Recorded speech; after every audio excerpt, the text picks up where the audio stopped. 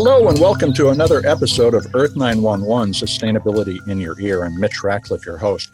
Hey, we've got another innovator interview today, and it's with Lauren Gregor, who founded Rent-a-Romper, which is a company that rents collections of clothing for newborns through toddlers so that you can use them for a while, return them when the child outgrows it, and get the next set. Lauren, welcome to the show. How are you today?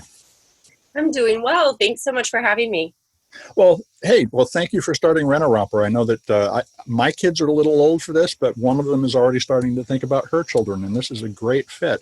First, tell us about Rent-a-Romper. What is the program like? Is it like Rent-the-Runway or StitchFix for adult clothing? It is similar to those models. Rent-the-Runway has a membership model where you can have a certain number of clothing and swap your clothing in and out. And that's sort of what we do as well. So we rent capsule wardrobes of either 7 or 15 items in your child's size. And it's up to you really when you want to switch them out. And you can switch the entire capsule or just some items as your children are growing. General question is, how are clothing for newborns and toddlers different from adult clothing? Do they need different kinds of cleaning, any other processing that ensures that they're safe? No, I think we really focus on your everyday sleep and play wear. So we don't have, at the moment, like special occasion dresses or things that need extra care. All of our clothing is really everyday wear, and it can just be washed, alongside your regular laundry. And when we receive clothing back, we take care to make sure that we are, washing and cleaning and sanitizing all of the items before they go to a new family. And we do so we just want to make sure we have sensitive detergents and, fragrance-free and free of any other additives. So what inspired you to embrace the idea of reuse, both as a mother and as a business person? What made it important? Yeah, so I, never thought I was going to be founding this business, but I have 2 boys. They're just 2 years apart right now, and they're a little older now, but when they were growing, I was passing all the clothes down for my next son, but when I would open that box, I would see that I was always missing something, whether that was a pair of pants. I don't have any pants in this box, so I would still have to go out to the stores, shop, find things, or, try to find places where I could fill in the gaps. And to me, that was really frustrating. And especially when they're growing so quickly that, in the next month I would turn around and they would need the next size again. Right. So, I've always been somebody that cares about the environment. And I think in the last few years have been trying to set an example for my own children of taking action to, we can't just complain about the effects we think we're having on the planet. We should do something about it. So that's really what inspired me to do something about it and found this company. And we're really focused first on extending the life of clothing, and particularly in children when they are growing so fast. Some of these items, only sit with one child for a few weeks or months. And there's plenty of life left in those clothes to go on to another family. Do you have a sort of a ballpark figure for how many times an item can be used by different families? Yeah, I think it's something we're testing out right now because, this hasn't really been done before in terms of young children. But we're already seeing in our first, 7-8 months that there's pieces of clothing in our inventory that have now gone on to their 4th family. Wow. So we're using them as long as we possibly can. And it depends also on brands. I think some brands last longer. They're maybe higher quality in how they're made, and some of those last longer than others. But we're learning a lot about that, as we go through with our customers today. Now, before we get into the program a little bit more, I'd like to go back to what you said a moment ago, which is you never expected to start a company. And you have a great background story. You were on the U.S. national soccer team. How did that and all the other things that you've been doing in your life prior to this prepare you to become an entrepreneur? It's so funny. You must have read my my blog post about how I became an entrepreneur. my dream was to be on the U.S. national soccer team, but that did not ever come to fruition. Oh, I'm sorry, I misread it. No, I grew up playing soccer and volleyball, both of them, and I ended up playing volleyball in college.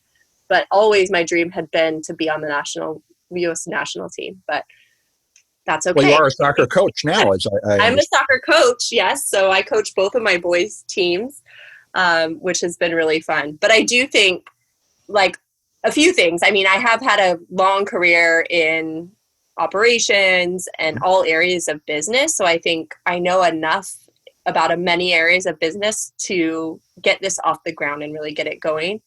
But I do think, and in my whole career, having been an athlete, having played volleyball in college, having had that mentality, I've always been somebody that relies heavily on a team. Like, I know I cannot do this by myself. Right. And so even though I'm, a solo founder going out, starting this business on my own, I've really relied on former teammates, friends, family, anybody that's willing to talk to about how to make this business successful. Teamwork is so important, and a lot of people don't give credit for how hard it is to start to let go of some of the responsibilities of starting parts of the company. And that's a really interesting point to call out. Do you think that women entrepreneurs are more prepared to put those teams together? I think women, and in particular, I'm part of many mom entrepreneur groups. Mm-hmm. And I think that the way that society is today, and where many of us have had to rely on others to help us, whether that's raising our kids, balancing career and home, and especially in COVID, where we're doing more than our share, with homeschooling kids at the same time. I think women are really prepared to, in a different kind of way, rely on others and call on others for support, and to really build a team around them for what they care about.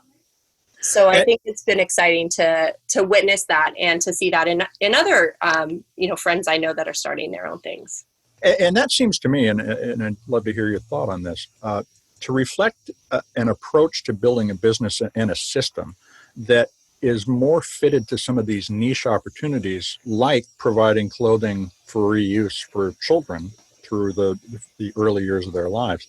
These are businesses that are not immediately obvious to somebody who thinks in terms of billion-dollar revenues being the only thing that's worth shooting for. On the other hand, you have the opportunity to grow something massive, but it will start from a grassroots foundation. And again, that does seem like a perspective that women who are much more multitasking oriented because of all their responsibilities are prepared for than a lot of male entrepreneurs. Yeah, I think I would agree with that. And I think from my own perspective, I've always been in like public sector type of work. And while I do think this is a massive opportunity and we could really change the way people think about consuming clothing, at the earliest stages of life, I'm really in this for supporting parents in those really early years when things are difficult. You have a lot going on. Right. So to make a service that's really convenient for them, that really makes them feel special, but also is taking care of our planet. And we're having an impact on consumerism, an impact on the fashion industry. And so I think those to me are my end goal. Mm-hmm. Yes, I'd love to make, money to support my family and all of those things, but that's just the nature of life, I guess. But I think our end goal really is about the customer, making their life easier and making sure we're impacting our planet for our kids. Well, let's talk about the two packages of the capsules that you currently offer. There's Just the Essentials, which is 7 items, and there's the Complete Capsule, which is 15. What are in the capsules? Is that pre-configured, or is that something that people select and put together? Yeah, so we all of our capsules are curated specific to our customers. Okay. We do carry many different brands, so our customers do select, this is the colors I like, or I really need extra pairs of pajamas this month. So there is some curation that we do, and we pack everything with the intention is that it's everything you need. So there's pajamas, onesies, shorts, pants, depending on the weather. It will really cover all of your bases. And then we send it out, and it's up to the customers really to keep it or return it when they need. Do you find that people get more than one capsule and put them together? Because I remember when my kids were young, it seemed like a onesie lasted about 45 minutes before it needed to be replaced. Yes, I think right now we're seeing most of our customers order the Complete Capsule, which comes with 15 items. Mm-hmm. And that's an interesting question. We're doing something soon where we'll be able to add on. So let's say you order your 15 and you say, throw 5 extra onesies in there with the pack for me. Right. Where we'll be able to do that. But we do have about 30% of our customers that get the essentials. And I think that's a good thing to supplement. Like if you do have hand-me-downs already, or you have, family that's bought clothing for you, but you need, open the box and realize there's no pants. Right. You can call on us to fill that gap. So how does a parent upgrade their current capsule? Do you have to send everything back at once, or can you send it back a few at a time or one at a time? It's really flexible, and it's up to our customers. So they can swap their items whenever they want. And we do it, you don't have to send the whole thing back. You can send several items at a time or one at a time. Because we know like every brand is different. Every child grows differently. So, I remember my youngest son was wearing size 4 on the top and size 2 on the bottom. Mm-hmm. So kids grow at different paces, and that's fine. And we understand that as a company. And different parts of kids grow at different paces too. So what happens if somebody damages them, or they want to keep them? Because, for instance, we have pictures of our kids in clothing that I know we still have in a box because it's in the picture. Could I keep something? And how does that work if I wanted to do that? Yeah. So for keeping, we definitely understand that. I have the same thing, some items that have been really special that we just hold on to. Mm-hmm. And we will allow our customers, if they let us know that there's an item they really care about and they want to keep on, and they can pay for that item and keep it. And then in terms of the clothing, I'm a mom and I have 2 boys that are very rowdy. Mm-hmm. I know that clothes get messy. Kids are messy. There's accidents that happen. So we don't charge our customers. We know that happens, and we want them to live in the clothing, and not worry all the time about it. So unless, something drastic happens and their entire capsule comes back ruined, which has never happened, we just want them to live in their clothes. You built reality into your pricing, it sounds like. Absolutely. Now, you also offer branded clothing. Does that change the price of the capsule if I go for a branded set of clothing? No, we have we accept clothing donations. So because we do that as part of our way of sourcing our inventory, we carry like 50 different brands. And we have several wholesale partnerships that are, our primary source of getting our clothing. But our customers, in addition to saying these are the style preferences I like, they can tell us these are the brands that I also prefer. It depends on our inventory. If we can meet that demand, we don't charge anything differently.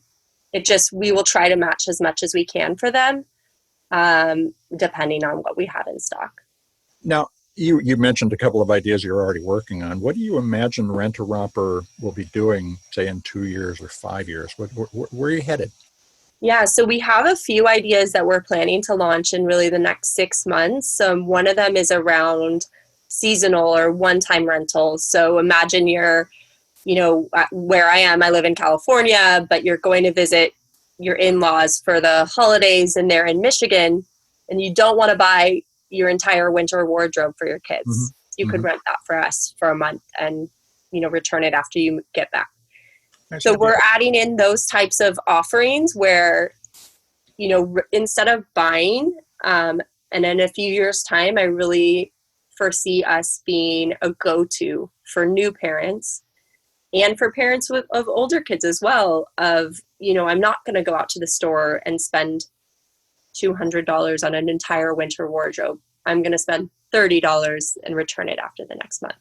Well, and that'll not only make a difference financially, but it will help the planet, because as you mentioned, if we can get 5 uses or 10 uses of something out of an item before it's actually recycled, you're cutting the carbon footprint of that item by more than 90%, Yeah. because it's been reused so many times. Now, listeners can check you out at Rent-a-Romper.com, but how can they do things like gift a capsule to a new mom?